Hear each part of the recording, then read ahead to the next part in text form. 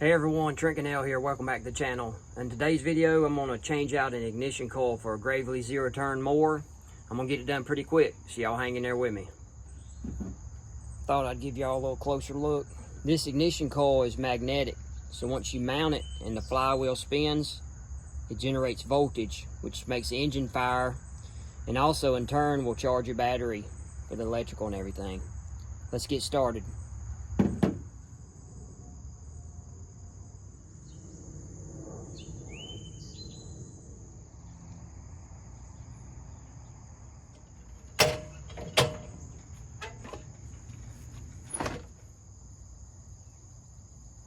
First things first, we're going to take this little clamp off right here. Not take it off, but loosen it. All right, once you have it loose, slide it on down. You're going to wiggle this hose off. Move it out of the way. That frees you up there. Next thing you want to do is take these 3 bolts off. It takes a 10mm. I just like to loosen them all first.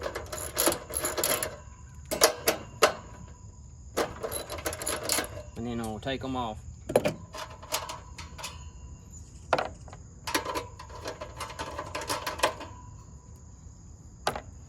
Slides right off just like so. All right, I'm gonna take these 3 bolts out right here. They happen to be 7/16 because I replaced them at one point in time. I stripped them out because they had them on the factory where you couldn't do nothing with them, so I replaced them and got my own bolts. So you want to take them all out.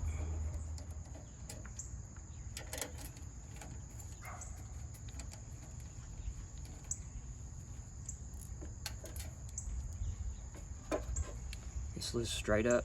Last little piece is what I call the flex capacitor. I'm just kidding you. I got that off Back to the Future. Anyway, it's this little triangular deal. Now on the bottom right here, from the factory, they had nuts welded on there. So whenever I broke it, I had to get my own nuts. And anyway, I wound up taping them on the bottom where it'd hold them in place. Because once you put it back down, you don't have nobody to hold that on there once that screen's on there. These little bolts right here. There's 4 of them that hold this whole cover on. So same, takes like I think 10mm, break them loose. I don't really over tighten too many things, I try not to. So you take them off.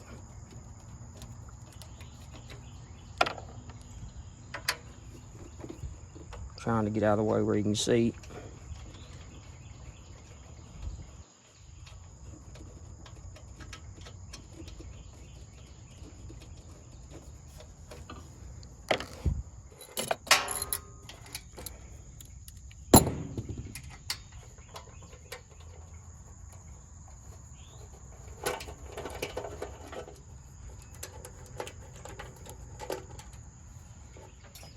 So this whole cover just lifts off here, so you just pull it off. You don't want to unhook all that other stuff over here unless you just want to rehook that stuff, so I just slide it to the side. I'll fix it in a minute. So anyway, all you want to do is move this cover out of the way far enough to where you can get to the ignition coils. There's 2 of them. You got a fuel line right here that runs to your carburetor. If that's bothering you and you want to take this all the way off, you can take your clamp, pull the hose off, plug it where it don't drip gas, but I'm not worried about that. All we gotta do is change the coil.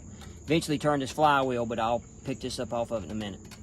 So quick little history about this mower. It's got like 3,000 hours on it, and a long time ago I changed one of the ignition coils out, which I believe it's this one right here because it's, burnt looking and dirtier, and I think that's the one I replaced. But anyway, I'm gonna put the ignition coil here. Worst case scenario, if it don't fix the problem, I can swap them. But either way, that's what we're gonna begin. We're gonna replace this ignition coil right here.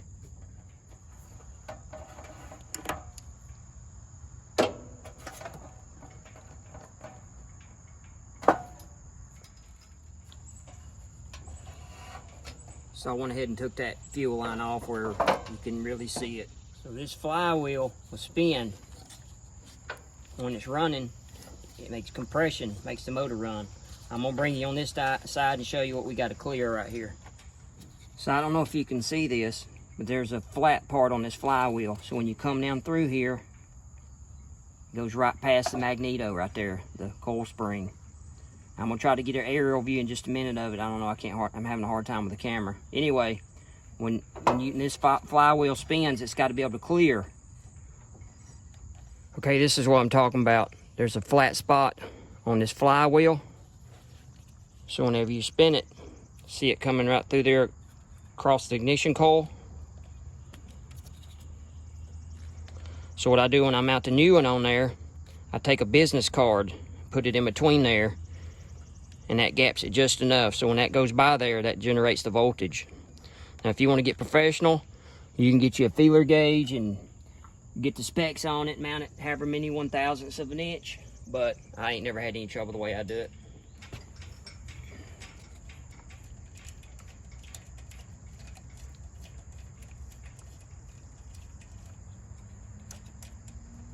Once the bolts are out, it just lifts up right off there just like that.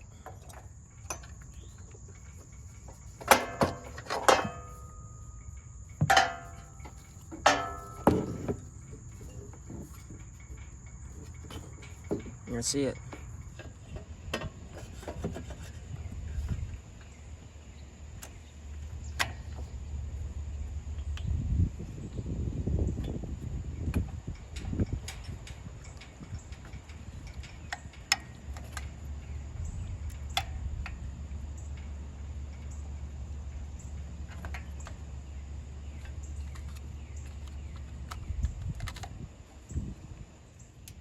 So you want to just snug these up because you want to be able to move it around a little bit where you can gap it right. That business card you saw me put in there. See, I'll take it out where you can see. You see that spot on the flywheel right there? That's got to come across the ignition coil, so we're going to put the business card in between there where we can gap it. I'm going to snug that up a little bit because we got to do the other side.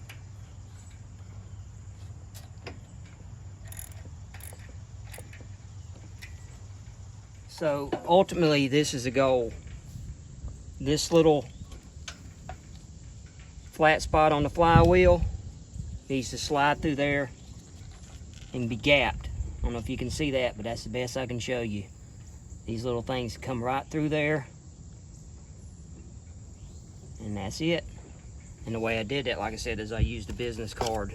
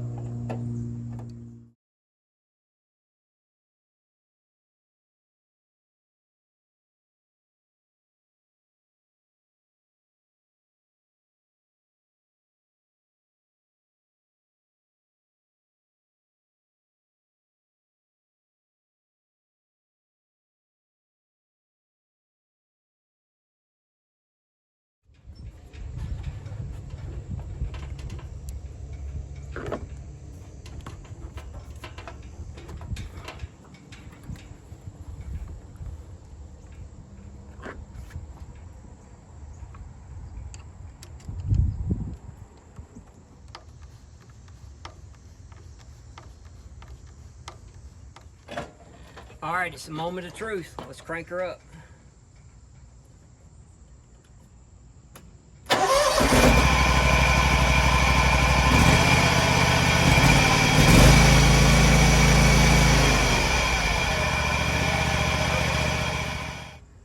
All right, let's go wrap this video up. I hope this helped somebody out. Installing ignition coil is not bad at all, is it?